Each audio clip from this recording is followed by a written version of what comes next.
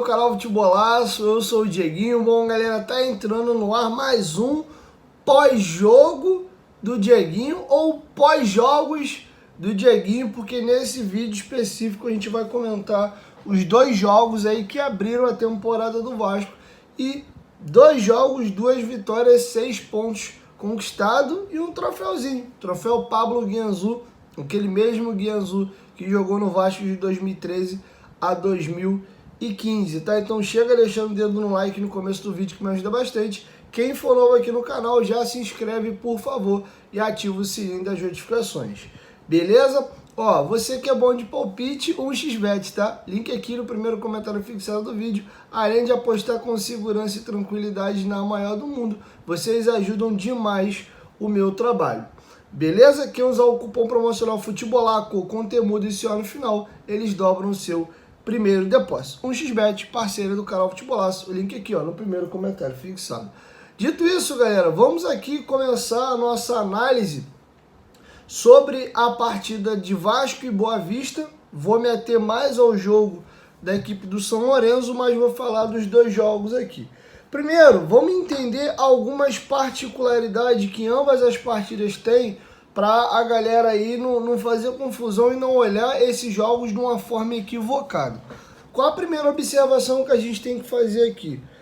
O time que enfrentou a equipe do Boa Vista é um catadão, porque são alguns jogadores do Sub-20 com o reserva do time principal. As terceiras opções, algumas até quarta opção, quinta opção, posso até citar, por exemplo, Miranda e o Zé Vitor. Qual é quantos zagueiros tem à frente deles aí para a zaga? Por exemplo, Matheus Carvalho, quantos volantes estão à frente dele hoje na disputa para ser titular do Vasco? Rodrigo, quantos volantes estão à frente do Rodrigo? Então é esse time que foi a campo. Além disso, é um time que tem entrosamento nenhum. Inclusive, se você der uma olhada no time que iniciou, tinham mais jogadores remanescentes do time principal do que a galera mesmo da base. Se fosse mais jogadores do Sub-20, eles teriam até um entrosamento maior. E o que conta muito? Essa vitória por 2-0 contra o Boa Vista. Mais importante, resultado. Apesar de eu não estar tão preocupado com o resultado para fazer a minha análise hoje, ajuda.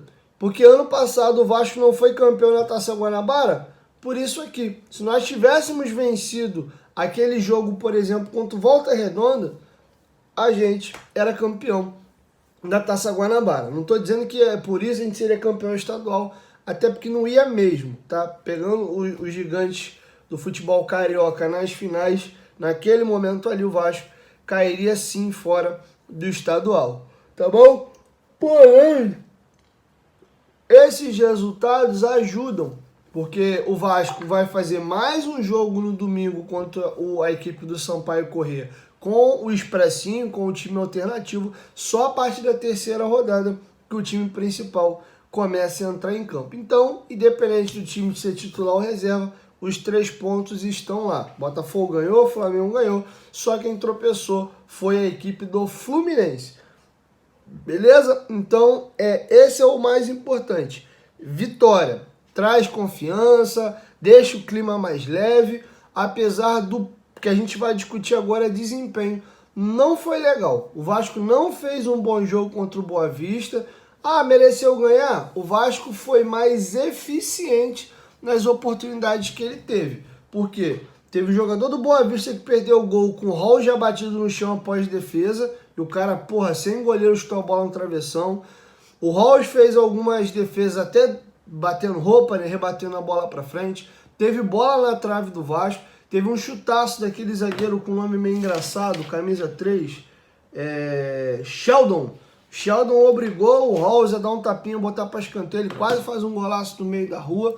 Então, tu olha o placar 2-0, o Vasco passeou? Não. O Vasco poderia também ter ganho por 3, 4-0, se o Barros não perdesse 2 gols feitos, como ele perdeu assim também, como o Cauã Barros em uma oportunidade. Teve um cruzamento da esquerda, se eu não me engano, quem fez esse cruzamento Foi o Leandrinho. O Leandrinho faz um cruzamento da esquerda, o Orediano entrando sozinho no segundo pau. O Paixão, não sei se afoito para fazer o gol, ou realmente comeu mosca, não viu o Orediano melhor colocado, tenta cabecear e perde o gol. Então, valeu muito aqui, para já não me estender demais, já tem 5 minutos falando desse jogo. Valeu o Leandrinho, valeu muito ver o Leandrinho, muito bom jogador, cruzando bem, pegando a bola, indo para dentro, personalidade, fez um golaço, mas um golaço mesmo. Foi até bonito ele falando da emoção de ter feito seu primeiro gol como profissional, falando que a sua mãe faleceu no ano passado, onde quer que ela esteja, ela deve estar muito orgulhosa do homem que o filho dela está se tornando. Então essas paradas marcam e são bem legais, cara. Me deu uma emocionada. O Leandrinho foi um ponto positivo. O Paixão é uma posição que o Vasco já tem bastante jogadores, mas é um jogador que já tinha atuado no Cariocão nesse mesmo expressinho no começo do ano. Fez até alguns jogos de ponta direita. Fez até bons jogos. Agora na Taça São Paulo foram 4 jogos, ele marcou 3 gols. Ajudou hoje, incomodando pelo lado, às vezes por dentro. É um centroavante com mais mobilidade, um pouco deficiente no jogo aéreo, mas um jogador que agregou também alguma coisa. E os jogadores do time principal que você mais queria dar uma observada era o Capasso e o Luca Orediano. O Capasso com 1 minuto faz um gol, salvo engano até estava impedido, o Orediano bate uma falta lateral, ele dá meio com uma voadora, uma chicotada na bola, faz um gol até bonito, 1-0 para o Vasco. Defensivamente, não foi tão exigido, até cortou uma bola, depois ele ia dando uma paçoca no lance, aí ele recupera e consegue cortar a jogada que surge de um erro dele, de uma bola boba que ele cede para a equipe do Boa Vista, mas não dá para avaliar muito o desempenho do Capasso pelo jogo do Boa Vista. É bem verdade que uma característica... Desculpa, eu já tô com sono, é 1h da manhã e, enfim, noite passada eu dormi pouco, mas vamos seguir aqui e finalizar o vídeo e berço. Uma característica que ele mostrou que ele continua tendo é o jogo aéreo, ele vai muito bem nesse quesito, marcou um gol de cabeça contra o Flamengo ano passado, coisa que era muito carente no elenco do Vasco e tende a dar uma melhorada com a chegada do Robert Rojas, tá? Então valeu aí, o destaque é o Leandrinho, o Orediano. Você vê que ele tem qualidade, que é um jogador um pouco diferente. É interessante ver o Luca Orediano atuando, mas já sem aquela vontade toda e tal. É um jogador que eu gosto. Adoraria que alguma coisa mudasse, o clima não ficasse ruim e que ele seguisse no Vasco. Até porque é difícil achar pontas de qualidade quando você acha. É muito caro. E aí você já tem alguém dentro de casa, mas o Vasco é maior do que qualquer jogador. E também é chato também ficar nessa situação do Orediano estar aqui contrariado. Falando agora do jogo da equipe principal, os 2 jogos tecnicamente foram bem ruins.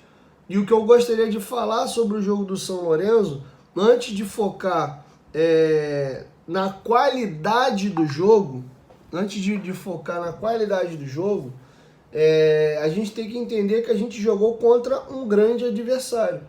Estamos falando de uma das camisas mais pesadas da Argentina, um time que foi bem ano passado no Campeonato Argentino, tá bom? Então é um time cascudo, um time com bons jogadores e o Vasco mostra, já começou esse processo no ano passado, mas você vê que agora em janeiro de 2024, a gente já consegue ver que o Vasco é um time competitivo. Ele vai ganhar, ele vai empatar, ele vai perder. Ele não aspira a ganhar nada com esse atual elenco. O Vasco entra para ser campeão brasileiro? Não. Entra para ser campeão da Copa do Brasil? Não. Pode acontecer? Pode. A camisa é pesada, é a competição de tiro curto, é Copa, tem um imponderável, mas de largada, o Vasco é favorito para ganhar? Não, nada. A gente nem sabe como é que vai acabar o elenco. Tem jogadores para chegar e isso pode dar uma mudada. Mas o Vasco hoje é uma equipe que compete. Você acha que se o elenco de 2021 do Vasco que jogou a Série B, o elenco de 2022 que sobe para a Série A, naquele sufoco desgraçado da Batalha de Itu, Você acha que o time de 2020 é até uma situação que é mais extracampo do que campo, que tinha vários jogadores de qualidade naquele time de 2020, mas boa parte dos últimos elencos do Vasco ia tomar uma cacetada, uma trolha hoje. E a gente não só venceu o São Lourenço, mas como jogou de igual para igual. Eu anotei aqui, foi um jogo muito pobre de chances criadas, o nível técnico foi baixo, foi um jogo disputado, braçada de um lado, Jair porrada do outro, Paulinho teve uma travada que ele deu no meio da canela do jogador do River Plate, do São Lourenço, teve jogador do São Lourenço dando porrada nos jogadores da gente também. Então a competitividade foi alta, mas cada equipe criou 3 oportunidades. No primeiro tempo, as mais perigosas de longe foram a do Vasco. Teve um escanteio batido, se não me engano, pelo Rossi, que o Rojas cabeceia, a bola quica no chão e obriga o goleiro a fazer uma defesa, já poderia ter sido 1-0 ali. E o goleiro do São Lourenço, ele faz um milagre, entre aspas, porque foi a bola que bateu nele, não foi ele que fez a defesa. O cruzamento lindo do Paulinho, uma tabela com o Rossi, o Paulinho domina, levanta a cabeça e cruza, tira o peso da bola. O João Vitor vem, bota bastante força na bola, mas não direciona, a bola vai reto. E aí o goleiro do São Lourenço, que já estava pulando, a bola pega na cabeça dele e vem à frente. Teve uma jogadinha pela direita também entre Rossi e Verratti, entre Rossi e Paulinho, que o cruzamento vem para trás. E aí, acho que é o Paulinho, tabela com o Rossi vai no fundo e cruza para trás. O David vai chutar e é travado. A equipe do São Lourenço teve um chute da entrada da área com 7 minutos do Medina, de fora da área, que não levou tanto perigo. E aí sim, né, o Riai, né, ponta do São Lourenço, faz um 2 ali e ganha na velocidade, acho que do Praxedes, se eu não me engano, depois dribla o Medel, vem trazendo por dentro, chuta, a bola pega na trave, né, e vai para fora. E essa foi uma jogada de grande perigo, equivalente à jogada do João Vitor e do Rojas. Então poderia ter acabado 1-0 Vasco, 1-0 São Lourenço, 1-1, até 2-1 aqui no primeiro tempo. E no segundo tempo cada equipe criou uma jogada. O São Lourenço bateu uma falta com o mesmo Medina, o Léo Jardim deu um tapinha, botou para escanteio, e o Vasco faz o gol com o Léo aos 75. Né? Uma faltinha curta, uma jogadinha ensaiada entre o Paier e o Eric Marcos. O Eric Marcos vem cruzando e o Léo faz um golaço, a bola estoura no travessão, cai dentro do gol. Então, jogo parelhaço. Podia ter acabado aqui. Se o Vasco é, efetividade absurda, 3-0. Podia ter acabado 3-3, 3-2, 1-1, 2-2, 3-0 São Lourenço, se eles fazem as oportunidades deles e perdem. Foi um jogo igual. Posse de bola similar. No segundo tempo, boa parte do segundo tempo, o Vasco teve mais a bola, tomou mais a iniciativa, sem conseguir criar muita coisa, é bem verdade, mas tendo mais a bola do que a equipe do São Lourenço. A equipe da segunda etapa, para mim, jogou melhor do que a equipe da primeira etapa. O Ramon Dias começa com 3 zagueiros, jogando num 3-4-3, e depois ele vai fazendo as alterações, o Léo vai para a lateral esquerda, e aí o time volta para o 4-3-3. Tá bom? Então, isso, em linhas gerais, esse foi o jogo, esses foram os jogos. Individualmente, agora dando uma pincelada no jogo do São Lourenço, falando dos estreantes aí, dos reforços, o David fez um jogo bem abaixo, teve até um lance bem tosco, né, de um passe que ele recebe na esquerda, vai dominar, a bola passa embaixo do pé dele. Acontece esse tipo de lance, vira e mexe, apesar de ser muito feio. O João Vitor foi pouco exigido, quase fez um gol, mas você vê... Peraí, só um minutinho que meu cachorro tá latindo aqui. Mas você vê que... Desculpa. Mas você vê que ele é um jogador que tem velocidade, é um zagueiro mais jovem. A gente tinha um miolo de zaga mais experiente, com Maicon e Medel.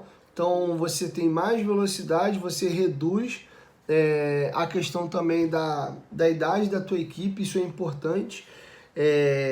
Foi uma estreia discreta, não fez um partidaço, mas também não fez uma partida ruim, quase marcou um gol. O Rojas, você vê que a princípio ele vem mesmo para ser lateral direito. Ele vinha jogando inclusive no River Plate nessa posição, tá? Ele é zagueiro de origem, mas joga nas duas e tudo indica que ele vai jogar de lateral direito. Não vou cobrar tanto a parte técnica, porque os jogadores completaram 10 dias de pré-temporada, eles se apresentaram dia 8, já dia 18, estavam jogando esse jogo e pancada física atrás de pancada física em pré-temporada. O próprio Medel falou após o jogo que estava com a perna pesada, com a perna inchada. Então, enfim, é mais isso que eu queria falar mesmo com vocês. Então não vou cobrar tanto tecnicamente o time, até porque não faz nem sentido. O adversário te exige muito, é uma equipe de um bom nível, tá? O Vasco não ganhou de 1-0 o Boa Vista, o Vasco não ganhou de 1-0 o Madureira, o Sampaio Corrêa, não, foi o São Lourenço. Tanto é que no time, aí você vê o nível do Vasco. Na seleção de Maldonado, que é um combinado ali da cidade uruguaia de Maldonado, o Vasco meteu um 4-0. Então você vê que com o adversário fraco, o Vasco atropelou, e com o adversário do nível dele, ou talvez até superior um pouco, pelos últimos anos e pelo que já tem mais tempo de formatação de elenco, a gente ganhou o jogo. Então você vê que o Vasco está competindo num bom nível, tá? E essa colocação do Rojas na lateral direita e o Paulo Henrique entrando na segunda etapa e o Puma quando entra de volante, de segundo volante, mostra que o Puma, apesar de permanecer no elenco, é um jogador que está atrás, pelo menos inicialmente, na cabeça do Ramon, umas casinhas. Ele hoje é a terceira opção para a lateral direita. Tanto é que ele não tirou o Paulo Henrique, deixou o Paulo Henrique fazer toda a segunda etapa. E para o Puma poder atuar, ele jogou de volante. Então é bom o Puma ficar com as parabólicas ligadas, porque para ele não está muito bom o negócio por ali não, tá? Então falando dos reforços aí, o David bem apagado, fez um jogo ruim. O Rojas me agradou. Tecnicamente ele cometeu alguns erros, mas um jogador que o tempo inteiro dá opção para receber, tabela, faz um 2, chega no terço final do campo para se apresentar, é muito bom no jogo aéreo, quase fez um gol hoje, incomodou em outras oportunidades no jogo, defensivamente cortou algumas bolas. O jogo que o Vasco vence contra o Deportivo Maldonado, o gol do 1-0 da equipe titular é dele. Aí a equipe do segundo tempo mete 3 gols e vence por 4-0. E uma coisa me chamou a atenção, como o nível do elenco do Vasco subiu. Tem buraco, tem carências? Continua tendo. Mas hoje, por exemplo, tinha Maicon no banco, Léo no banco, Jair no banco, Payet no banco. O próprio Eric Marcos, mais maduro, é um jogador de qualidade. O Adson ainda não chegou para estrear. O Cuejar, que está na iminência de ser contratado, em tese vem para ser titular. E aí você empurra o Zé Gabriel para ser uma excelente opção de banco. Então a qualidade do nível do elenco do Vasco subiu. Ainda tem buracos. Essa função de primeiro volante é carente. O Zé Gabriel, para ser um reserva imediato, eu acho muito bom, mas precisa desse jogador tarimbado e tomara que feche mesmo a situação do Cuejar. As pontas me incomodam um pouco. E uma coisa que para mim acho que vai ficar claro: o Ramon Dias não joga com esse camisa 10, não joga com esse cara por dentro. Ele é esse cara do 4-3-3 com um volante posicional e 2 volantes meia saindo para o jogo. O Payet com o Ramon Dias não vai jogar aqui. O Payet tá magro, tá fino, e o Payet deve ser o ponta esquerda do Vasco. Se ele conseguir manter a forma e tecnicamente subir de produção, a tendência é que o Payet seja o titular da ponta esquerda do Vasco, posição que quem atuou hoje foi o David, tá bom? Então é isso. E gostaria também de elogiar o jogo que fez o Jair. Eu acho que o Jair no segundo tempo entra dando mais qualidade ao meio campo do Vasco. É um jogador de qualidade comprovadíssima e ficou esse gostinho de quero mais aí, de ver se o Jair vai conseguir virar a chave. Teve muito problema de contusão na temporada passada, não sei se ele estava com algum problema. Era um atleta que jogava numa rotação abaixo dos seus companheiros, e para jogar com o Ramon Dias tem que brigar, tem que se dedicar, tem que disputar, tem que competir. E o Jair deixou a desejar nesse quesito, mas qualidade técnica é inegável. Então é uma jogada muito bonita, uma bola que vem, ele tá de costas, ele domina fingindo que vai sair para um lado, ele já domina cortando o cara. Uma jogada que tava difícil, abre um clarão, aí ele acha o Puma e o Puma vai dar o bendito do passe errado e vem o contra-ataque para cima do Vasco. Mas tem muita qualidade, cara. É um cara que controla bem a bola, protege, tem bola longa, tem a chave de passe, tem habilidade para driblar no jogo curto. É muito bom jogador, cara. Gosto muito do Jair, hoje é reserva da equipe do Vasco. Então me preocupa um pouquinho as pontas, né? Acho que a gente precisa de mais jogadores para essas posições. Talvez o Ryan venha a ser a sombra do Pablo Verratti aí ao longo da temporada. Então é isso. Gostei também do Payet, visivelmente mais magro. A mobilidade do Payet no campo era outra, não era aquele cara encostadinho na ponta, parado não. Ele se movimentava, saía da ponta, vinha por dentro, pedia a bola a todo momento.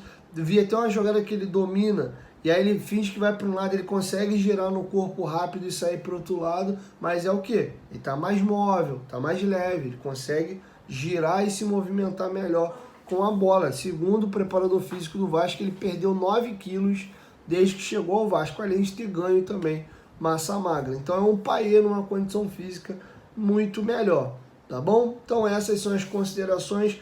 Um ponto negativo do jogo do Boa Vista, e se a gente pensar em formatação de elenco, o Halls fez um jogo muito inseguro. E hoje ele é o reserva imediato do Léo Jardim.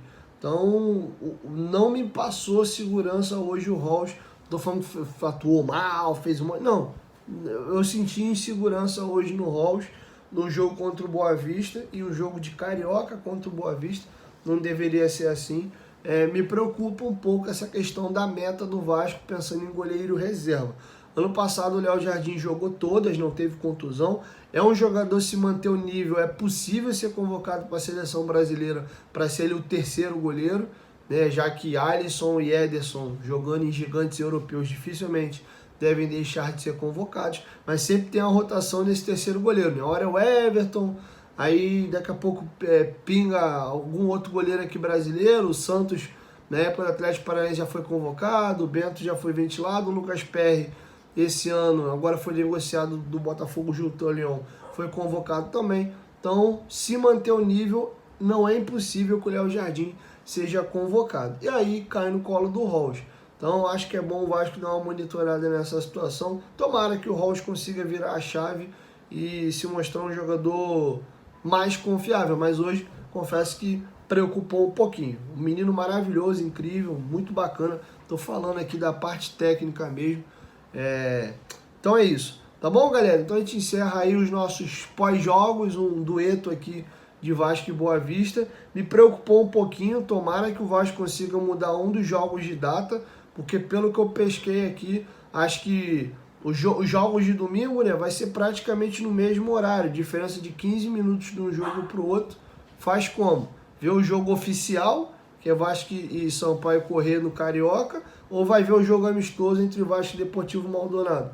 Esses jogos agora foram um trepado no outro, né? Mas acabou um jogo para começar o outro.